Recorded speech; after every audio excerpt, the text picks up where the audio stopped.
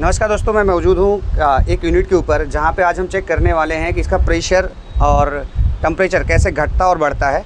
और दूसरी बात हम इस पे चेक करेंगे कि ये हमारा कंडेंसर या जहाँ पे ये रखा है क्या यहाँ पे सफिशिएंट है, यानी ये सही जगह रखा हुआ है या नहीं। इससे क्या होगा, कंडेंसर हमारा गर्म हो रहा है कि नहीं, इसे कैसे पता चलेगा, इसके बारे में आज हम जानेंगे। सबसे बात करते हैं, सबसे पहले हमने यहाँ पे मैनीफोल्ड गेज का इस्तेमाल किया है और मैनीफोल्ड गेज को हमने लगाया हुआ है। तो यहाँ पर प्रेशर जो है 150 से थोड़ा सा नीचे हो चुका है, यानी अगर बात करें तो 145 के आसपास यहाँ पे प्रेशर है इसका। और इस समय जो टेम्परेचर है वो है 36.4, यहाँ का टेम्परेचर है 36.4। तो यहाँ का जो अभी प्रेशर है ये एग्जैक्ट लगभग अगर बात करें तो ठीक है। 36 पे अगर बाहर का टेम्परेचर है तो 140 अबव ही आपका प्रेशर होना चाहिए। इसमें गैस जो है R32 है। कौन सी रेफ्रिजरेंट है इसके अंदर? R32। और ये इन्वर्टर टेक्नोलॉजी वाला एसी है। बात करते हैं इन्वर्टर टेक्नोलॉजी में, ये एसी तो आपको परफेक्ट का पता चलता है कि जब इन्वर्टर होती है उसमें क्या होता है, वेरिएबल स्पीड होता है, यानी कम और ज़्यादा स्पीड करने के लिए, क्योंकि इसके अंदर एक पीसीबी लगी होती है जो कंप्रेसर की स्पीड को फ्रीक्वेंसी देती है और उस फ्रीक्वेंसी के हिसाब से कंप्रेसर में आरपीएम जनरेट होता है। उसी आरपीएम जनरेट होने से इसका जो कंप्रेशन सिस्टम है, यानी कंप्रेस करता है, मशीन रेफ्रिजरेंट को पुश करता है आगे इंडोर से आउटडोर तक, आउटडोर से इंडोर तक, वो सिस्टम इसके अंदर तेज़ हो जाता है, थोड़ा फास्ट कूलिंग करने लग जाता है। ये अंतर होता है इसके अंदर। दूसरा बात आता है कि नॉन इन्वर्टर एसी अगर जब बात करते हैं, हम ऐसे एसी, क्योंकि ये क्या करते हैं, कट ऑफ हो जाते हैं एक समय बाद। जैसे रूम में 24 डिग्री टेम्परेचर आया, कस्टमर ने 24 डिग्री सेट किया और 24 रूम का आ गया, तो ये क्या कर देते हैं, उस टेम्परेचर पे आने के बाद ये एसी बंद हो जाते हैं। दोबारा 3 मिनट बाद या 2 डिग्री कमरे में टेम्परेचर बढ़ जाए, दोबारा स्टार्ट हो जाएगा। अगर वही 24 डिग्री रहा तो हो सकता है एक बार ना स्टार्ट हो, लेट स्टार्ट हो, 5 मिनट ले ले, 3 से 5 मिनट ले लेता है, तो 3 से 5 मिनट बाद दोबारा स्टार्ट हो जाता है। ये एक इसका खासियत है। और इन्वर्टर एसी का की बात करते हैं, ये एसी क्या करता है, एक बार अगर कमरे में टेम्परेचर मेंटेन हो गया तो ये 0.5 डिग्री सेंटीग्रेड पे ही ऊपर नीचे आरपीएम को एडजस्ट करता रहता है, कभी कम तो कभी ज़्यादा। लेकिन अगर वही 24 टेम्परेचर सेट रहा और 3 से 5 मिनट तक वही टेम्परेचर बना रहा, यानी कोई दरवाज़ा नहीं खोल रहा है, कोई जा नहीं रहा, कोई आ नहीं रहा है, वही टेम्परेचर 24 डिग्री वाला सेम बना रहा रूम में, तो कई बार ये भी कट ऑफ कर जाता है।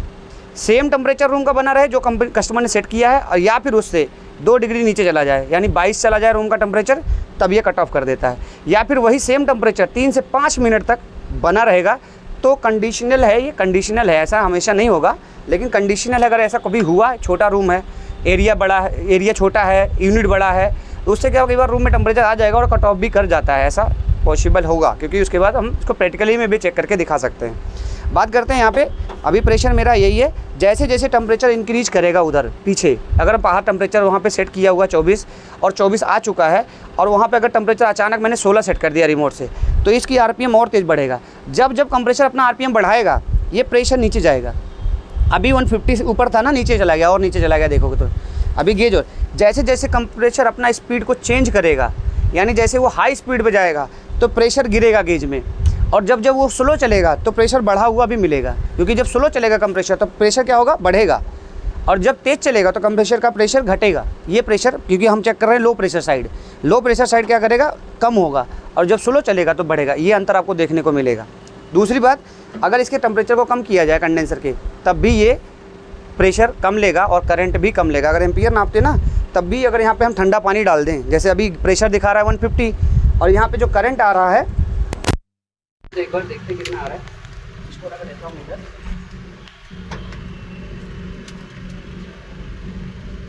इसके अंदर जो करंट आ रहा है ना, अभी 6.4 आ रहा है, ये 6.4 एम्पियर ले रहा है। और जैसे जैसे ही ये करंट इंक्रीज होगा, तो इसकी जो हीट प्रोसेस होगा, ये कंडेंसर गर्म होगा और प्रेशर भी आपका बढ़ जाएगा। अभी करंट इसका 6.4 है। अगर ये टेम्परेचर जाके रिमोट से, अगर आप जैसे रूम में टेम्परेचर क्या हुआ है, जाके 30 पे कर दो, अगर रूम में 28 डिग्री है और आपने 30 सेट कर दिया, क्या होगा, ये आरपीएम धीरे धीरे गिरना शुरू हो जाएगा, और ये एम्पियर भी गिरना शुरू हो जाएगा। यानी आरपीएम गिरेगा कंप्रेसर का, तो ये एम्पियर भी कम होना शुरू हो जाएगा। ये आपको देखने को मिलता है इन्वर्टर में, ऐसा ये ध्यान रखना आप लोग।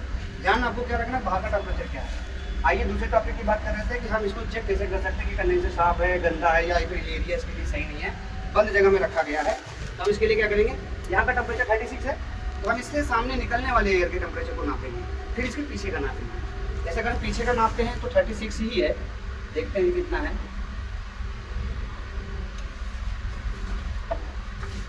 36.9 ही लगभग यहीं पे रखा हुआ था, तो आ रहा है। हम इसके सामने का नापते हैं। आप इसके मोबाइल इसकी तरफ रखिए और देखिए कैसे बात कर रहा है।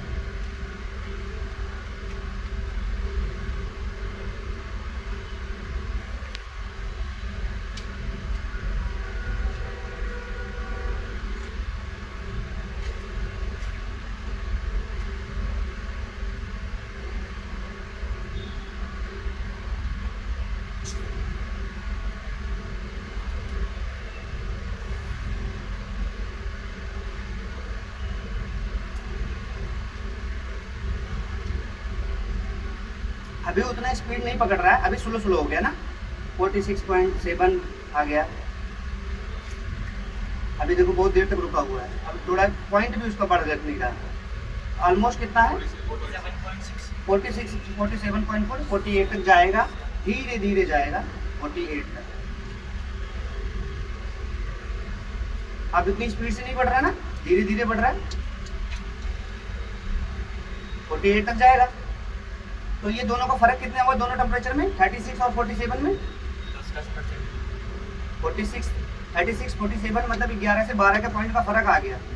अगर जब भी ये डिफरेंस आपको मिलता है अंतर 10 से 12 डिग्री का, तो ये इसका मतलब है कभी भी ये सही वर्क कर रहा है, क्योंकि 10 डिग्री का 10 से 12 डिग्री का डिफरेंस जो डेल्टा टी का डिफरेंस होता है, तो वो लगभग सेम है।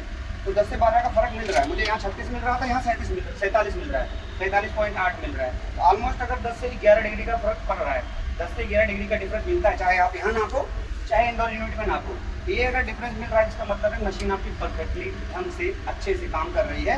और दूसरा, इस टेम्परेचर पे नापने के बाद अगर हमारा प्रेशर उसी हिसाब से सही मिल रहा है, बैक प्रेशर यानी हमारा सक्शन प्रेशर, तो हमारी मशीन एकदम अच्छे से काम कर रही है।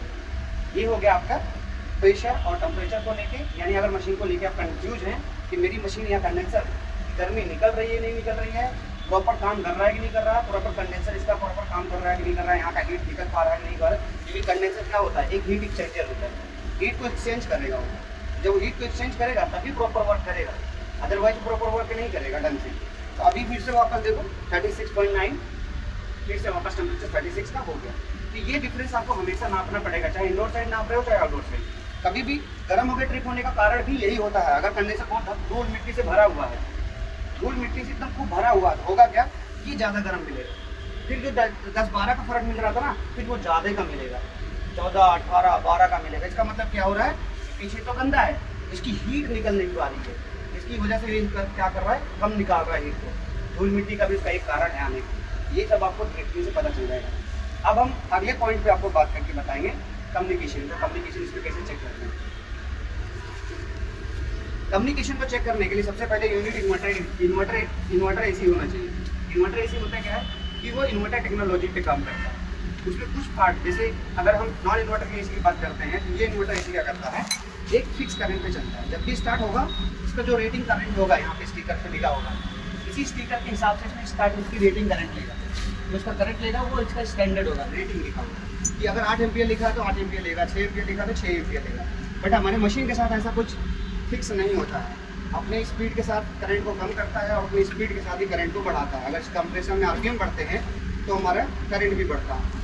ये मशीन क्या करता है, अगर रूम में टेम्परेचर ज़्यादा है तो कूलिंग कम करेगा। रूम का टेम्परेचर बात है, अगर रूम में टेम्परेचर ज़्यादा है तो ये कूलिंग कम करता है। लेकिन अगर इसकी बात करें, अगर रूम में टेम्परेचर ज़्यादा है, इन्वर्टर एसी ज़्यादा कूलिंग भी करता है, क्योंकि रूम के टेम्परेचर को सेंस करता है, सेंसर उस पर काम करते हैं और सेंसर उसकी आरपीएम को तेज करता है ताकि लगे कि कूलिंग तेज से कर दे, क्योंकि रूम में टेम्परेचर ज़्यादा है। कस्टमर ने सेट किया 16, कस्टमर को चाहिए 16 और रूम में टेम्परेचर है 32 डिग्री, अब 16 दूनी 32, 16 डिग्री का फर्क पड़ा है। तो मशीन क्या करेगी, फुल आरपीएम पे चलेगी, उसको जल्दी से अचीव करने की कोशिश करेगी। अगर नहीं कर पाएगी तो लोएस्ट उसके प्रोटेक्शन मोड काम करने शुरू कर देंगे कि अब हम इससे ज़्यादा कम नहीं कर सकते, हम अपने प्रोटेक्शन मोड पे जाते ताकि हमारा जो कंप्रेसर लगा हुआ है मशीन का वो ख़राब ना हो जाए, आराम से स्लो स्लो स्लो स्लो चलता रहे। आइए मैं आपको कम्युनिकेशन पॉइंट पे ले जा रहा था। कैसे पता चलेगा इन्वर्टर एसी में हमें कम्युनिकेशन हमारा फॉल्ट है या कम्युनिकेशन हमारा हो रहा है नहीं हो रहा है। पहली बात, कम्युनिकेशन होता क्या है, एक इलेक्ट्रिकल लैंग्वेज होती है, इलेक्ट्रॉनिक्स या इलेक्ट्रिकल कह लो, ये दोनों का आपस में एक लैंग्वेज होती है, जिससे ये वाला आउटडोर पीसीबी और इंडोर यूनिट का इंडोर पीसीबी आपस में एक सिग्नल के थ्रू से, एक तरीके से ऐसे कह लो, एक इलेक्ट्रॉनिक्स सिग्नल्स में बात करते हैं। जैसे हम लोग बात करते हैं, आप हमारी भाषा समझ रहे हैं तो हम आपसे बात कर पा रहे हैं। कोई अदर जगह से देख रहा होता है वीडियोज़ को तो वो नहीं समझ पाता कि ये सामने वाला बोल क्या रहा है। यही होता है कम्युनिकेशन का है। तो अगर इंडोर यूनिट कुछ और है, आउटडोर यूनिट कुछ और है, या इंडोर यूनिट कुछ और कह रही है, आउटडोर यूनिट कुछ और कह रही है, तो समझ में नहीं आता कि प्रॉब्लम कहाँ पे है, इंडोर साइड में प्रॉब्लम है, आउटडोर साइड में प्रॉब्लम है। इसका एक सबसे शॉर्टकट और सिंपल तरीका जानने का, अगर हम इसकी वोल्टेज चेक कर देते हैं तो हमें पता चल जाता है, क्योंकि हमारे पास क्लैम मीटर होता है और वोल्टेज चेक करने हमें आना भी चाहिए और हमें आता भी है। तो हम क्या करेंगे, क्लैम मीटर को सिलेक्ट करेंगे डीसी रेंज पे, डीसी रेंज पे रख कर दिया और क्लैम मीटर को यहाँ से जो कनेक्टर होता है इसका कांच वाला, इसे हटा लेंगे, प्लास्टिक का होता है, और इस पर हम चेक करेंगे न्यूट्रल के साथ सिग्नल भी। लेकिन अगर हम आउटडोर पे हैं और मुझे न्यूट्रल नहीं पता है कि मैं न्यूट्रल कैसे पता करूँ कि न्यूट्रल कौन सा है, इन तीनों पिनों में न्यूट्रल पिन कौन सा है। तो हम क्या करेंगे, एक बारी बारी दोनों तार, हो सकता है एक कलर की तार डाल दिया हो किसी ने, कई बार होता है मार्केट में टेक्नीशियंस होते हैं या फिर बिजली वाले भी लगा जाते हैं वायर वगैरह, तो क्या होता है एक ही कलर का हो गया, तो आपको कैसे पता चलेगा कि लाइन कौन सा न्यूट्रल कौन सा है। तो सबसे पहले क्या करना है, बता रहा हूँ आपको, सिंपल से बन रहा है, एक तार पे रखना है और दूसरे तार को अपने पिन को हाथ में रखना है इस तरीके से, और आप मल्टीमीटर में देखेंगे आपको एक वोल्टेज शो करेगा। इसको एसी रेंज पे रखना पहले, क्योंकि आपको पहले न्यूट्रल जानना है। एसी रेंज पे रखा और मैंने इसको एक पिन को अपने हाथ से या अंगूठे से पकड़ा और मल्टीमीटर में देखा तो एक में आ रहा है 1.4 वोल्टेज। चलो मैं इसके दूसरी तार पे रखता हूँ। अब मैंने इसके दूसरी तार पे रख दिया और हाथ में पकड़ा तो 97, 98 यानी 100 वोल्टेज से ऊपर आ गया है। अगर 100 वोल्टेज मिल रहा है, इसका मतलब जिस तार पे मैंने रखा हुआ है ये तार हमारा फेस का है, तो न्यूट्रल मुझे मिल गया, क्योंकि जिसमें 1.4 आ रहा था। तो न्यूट्रल के साथ ही हमें चेक करना है, फेस वाला पता चल गया, दूसरा पिन हमें न्यूट्रल बता रहा है, ये न्यूट्रल पिन है, जिसमें कम वोल्टेज मिल रहा है वो न्यूट्रल पिन है।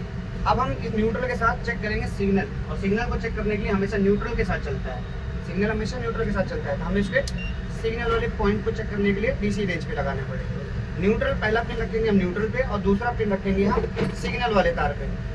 तो सिग्नल वाले तार पे और न्यूट्रल वाले पिन पे हम जैसे रखते हैं, मल्टीमीटर में, क्लाइम मीटर में हमारा पास एक सिग्नल फ्रिक्वेंसी शो करता है। अगर आप इसको हाथ में पकड़ लीजिए, कोई आप इसको पकड़ के रखिए और दिखाते हैं। जैसे मैंने इसको रखा न्यूट्रल पिन पे और एक कम्युनिकेशन वाले तार पे, यहाँ पे देखो मल्टीमीटर में क्या हो रहा है, बार बार कोई भी वोल्टेज रुक नहीं रही है, फ्लैक्चुएट कर रहा है। इसका मतलब है कि इंडोर और आउटडोर का कम्युनिकेशन ठीक चल रहा है, अच्छा खासा दोनों में अपनी कम्युनिकेशन हो रही है। लेकिन अगर हमें चेक करना हो खराब टाइम पे कि कम्युनिकेशन एरर आ रहा है और मुझे पता करना है कि कम्युनिकेशन एरर है तो कौन सी साइड से प्रॉब्लम है, इंडोर साइड से प्रॉब्लम है या फिर आउटडोर साइड से प्रॉब्लम है, तो इसका सबसे बेस्ट ऑप्शन है आप इसको इंडोर यूनिट पे जाइए।